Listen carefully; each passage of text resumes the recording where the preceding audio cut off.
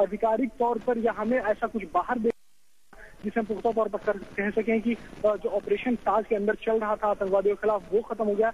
इतना जरूर कह सकते जो फायरिंग थी वो बंद चुकी है और वो आप जो महिला की तस्वीरें हैं वो सकती हैं कि शायद अब उसे ऐसा उसके सामने भी कुछ ऐसा होगा जिसके बाद अब वो निश्चिंत हो गई कि अब वो मदद के लिए पुकार सकती है बाहर के लोगों को, और यही वजह थी कि वो बाहर आई और वो चीखने चिल्लाने लगी। और उसके बाद राजेश इसके अलावा जो दूसरा बड़ा सबूत है कि ऑपरेशन खत्म हो चुका है वो ये कि दमकल की गाड़ियां बहुत आसानी से आग को बुझा पा रही हैं, और दूसरा जैसे कि इस महिला की भी तस्वीर, क्योंकि अगर वाकई अंदर आतंकवादी जिंदा होते तो ये दोनों तस्वीरें संभव नहीं होती। जी, जाहिर तौर पर फायर ब्रिगेड की जो गाड़ियां हैं वो काफी करीब हैं ताज होटल के, और वो आग को काबू पा ही लिया गया। और साथ ही जो महिला है और भी कुछ लोग जो फंसे हैं उनको निकालने की जो कार्रवाई मैं आप देख के बता सकता हूँ दर्शकों को, जो सामने मैं देख रहा हूँ वो महिला तक फायर ब्रिगेड के लोग पहुंच गए हैं। अब शायद उनको बाहर लाने की तैयारी हो रही है, और जो आवाजें आ रही थी अंदर से, होटल के अंदर से, वो भी आनी बंद हो गई है। तो वो कहीं ना कहीं खत्म हो गई है, लेकिन आतंकवादी ढेर हुए हैं, उनको पकड़ा गया है, सूचना हमें नहीं मिल पाई है। और सबसे जो खौफनाक मंजर होने वाला है जब हम अंदर का रुख करेंगे, क्योंकि ये बंधक काफी बाहर आ चुके हैं, मगर जब सुबह की रोशनी में या शायद अगले 15 या 20 मिनट में जब अंदर का हम रुख करेंगे तो शायद एक ऐसी घिनौनी तस्वीर हमें मिलेगी या खौफनाक तस्वीर हमें मिलेगी जिसे आप और हम नहीं देखना चाहेंगे। जी जरूर, जिस तरह का यहाँ पे ताज में जिस तरह का वातावरण रहता है, जिस तरह का माहौल रहता है, यहाँ पे ताज पे काफी लोग रिलैक्स रहते हैं। यहाँ पे सामने गेट ऑफ इंडिया और समुद्र है, और वहाँ इस तरह का आतंकवादी हमला हुआ है, 7 ग्रेनेड है, साथ ही कई राउंड गोलियां फायर की गई हैं। तो जो अंदर से तस्वीर होगी ताज की वो तो होगी, और जो लोग अंदर फंसे हुए होंगे उनके दिमाग पर जो ये एक तरीके का एक शॉकिंग इंसिडेंट है, लोग शायद जिंदगी भर भुला पाए। जी अभिचार, वाकई इस शौक को महसूस करने के लिए जरूरी नहीं कि आप उस बिल्डिंग के अंदर हो, मगर जो लोग इस बिल्डिंग के अंदर मौजूद थे, यकीन मानिए जो विदेशी सैलानी अंदर मौजूद थे, इसके बाद वो कभी भी भारत का रुख नहीं करना चाहेंगे। और ये कहना मेरे ख्याल से एक भारतीय के लिए अच्छा नहीं होगा, मगर आप उनकी विडंबना के बारे में सोचें, उनकी मनस्थिति के बारे में सोचें कि किस तरह से वो चाहेंगे कि एक बार हम इस होटल आए, हम फिर वापस यहाँ का रुख नहीं करेंगे।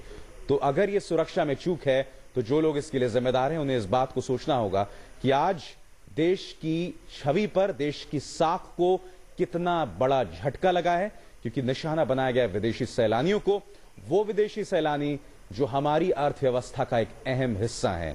और ये हमला सिर्फ जानो माल पर नहीं था, ये हमला हमारी पूरी अर्थव्यवस्था पर था, क्योंकि मुंबई इस देश की आर्थिक राजधानी है। राजेश, मैं आपसे ये भी जानना चाहूंगा, आपके आसपास भी वहां लोग मौजूद हैं, क्या आम इंसान अपने घर में ही एक तरह से था, या फिर लोग वहां तक पहुंचे और वो इस मंजर को अपनी वहां से? राजेश, क्या आप मेरी आवाज सुन सकते हैं? जी बताएं विशाल। मैं आपसे पूछ रहा हूं, क्या आम इंसान भी वहां मौजूद था जिसका कोई वास्ता नहीं था, या तो फिर मीडिया से या फिर उन लोगों से जो लोग इस ऑपरेशन में लगे हुए थे? मुंबई का ये सबसे ऐसा इलाका है जहां पूरी रात चहल पहल रहती है, और वहां पे इस तरह का आतंकवादी हमला हुआ कि काफी लोग यहाँ पे मौजूद थे। और जैसे जैसे खबरें आ रही थी कि मुंबई के और भी इलाकों में ऐसे आतंकवाद है, तो काफी लोग दुखी थे। और उसके बाद जब पता लगा कि मुंबई के पुलिस के कुछ जाबाज ऑफिसर्स मारे गए हैं, और उसके बाद काफी लोगों में रोष था, और काफी लोग एक दूसरे की मदद कर रहे थे यहाँ पे, और चाहे मीडिया के लोग उनकी भी मदद कर रहे थे लोग, और पुलिस अधिकारी और मिलिट्री की भी मदद कर रहे थे, काफी सहयोग कर रहे थे लोग। तो काफी लोगों का जमावड़ा था। बाद में कुछ ऐसी खबरें आई कि आतंकवादी जो है वो बाहर ग्रेनेड फेंक सकते हैं जो लोग जमा है उनके ऊपर। फिर बाद में पुलिस ने उनको कॉर्डन ऑफ करके हटाया, लेकिन जो जमावड़े की अगर बात करें तो काफी लोग यहाँ पे जमा थे विचार।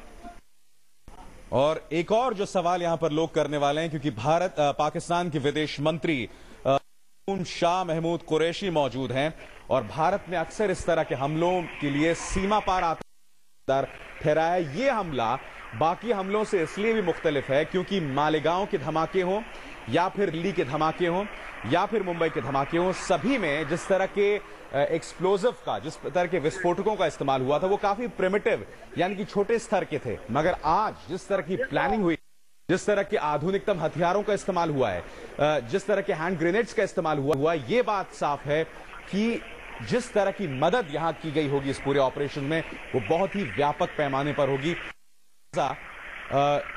पाकिस्तान के विदेश मंत्री भी यहां पर मौजूद हैं जो कल चंडीगढ़ का रुख। जाहिर सी बात है कि भारत चाहेगा कि कुछ सुराग अगर उसे मिल सके, क्योंकि एंटी टेरर मैकेनिज्म अभी भी दोनों देशों के बीच में मौजूद है। सवाल यह है कि ये किस तरह से कारगर साबित होगा, और यकीन मानिए अगर एक बार फिर का कोई भी इशारा सीमा पार गया तो ये इन दोनों देशों के संबंधों को कई साल ले जाएगा। यह हम देख चुके हैं, आतंकवादी हमला जब हुआ था संसद के ऊपर, और अब आज का यह आतंकवादी हमला, शायद दुनिया के इतिहास में इस तरह का आतंकवादी हमला कभी नहीं हुआ। इस तरह की खौफनाक आतंकवादियों ने 3 अलग अलग लेवल्स पे हमला किया। पहला, उन्होंने निशाना बनाया टैक्सीज को। दूसरा, खुलेआम सड़कों पर घूमकर लोगों पर गोलियां बरसाई। और तीसरा, उन्होंने होटल्स और अस्पतालों को निशाना बनाया। यानी कि एक तरह से 3 तरफा रणनीति थी आतंकवादियों की निशाना बनाने की। और आप देख सकते हैं कि बाकायदा जो पर्यटक हैं वो बदहवास होकर डर के मारे देख रहे हैं, उम्मीद कर रहे हैं कि उन्हें बचा लिया जाएगा। और अब कम से कम होटल ताज का ऑपरेशन खत्म हो चुका है। हम आपको थोड़ी देर बाद रुक करेंगे होटल ओबेरॉय का, वहां की भी हम आपको तस्वीर दिखाने की कोशिश करेंगे। मगर इस वक्त जो ताजा तस्वीरें मिल रही हैं वो है ताज ऑपरेशन अब लगभग खत्म हो चुका है। और अब देखते हैं महाराष्ट्र के मुख्यमंत्री विलासराव देशमुख का क्या कहना है। सर, आज जो पूरी घटना के बारे में बताइए। बहुत ही शॉकिंग ये सब घटना है, और अभी भी things are not fully under control. और मैं मंत्रालय में जा रहा हूँ, वहाँ पर कंट्रोल रूम में जाकर के पूरी क्या क्या अभी बाकी है उसके बारे में कोशिश कर रहे हैं हम। अभी कमांडोज भी आ रहे हैं दिल्ली से, navy also is been moved, वो भी अभी हेलीकॉप्टर से ऊपर से वो भी सर्विलेंस और बाकी मदद कर रहे हैं। और बहुत सारे पुलिस ऑफिसर भी उसमें जख्मी भी हुए हैं, और उसमें कैजुअलिटीज भी हैं। It's very attack. तो अभी ताज और ओबेरॉय दोनों में नहीं आए हैं। अभी जाकर के और उसमें क्या करनी चाहिए उसकी अभी हम जाके करेंगे, और ज्यादा फोर्स बुला करके उसको कंट्रोल करने की। सर, कुछ आईबी के इनपुट्स थे? अभी तो उसके बारे में मुझे लगता है कि चर्चा आज उचित नहीं है। सब सिचुएशन को कंट्रोल करना हमारी पहली प्राथमिकता है।